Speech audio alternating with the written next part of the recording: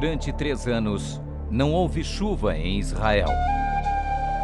A seca levou uma nação à falência. Qual área da sua vida também está em crise? A seca que eu vivi foi essa daqui, a Maria Isadora, que ficou internada 2 meses e tinha 3 sopros no coração. Financeira, quase todas, entendeu? Eu saí do alto e fui quase a zero. E a parte mais difícil é você trabalhar muito, ser uma pessoa que tem projetos e você não conquistar. São dias difíceis, sem progresso, cheios de dor.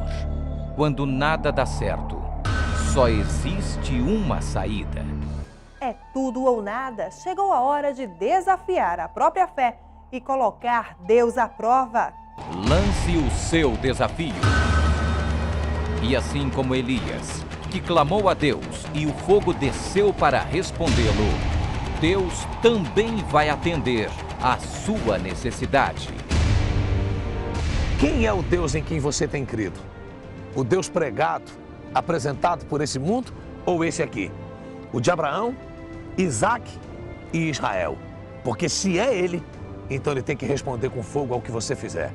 O Duelo dos Santos no Monte Carmelo, na Universal mais próxima de você.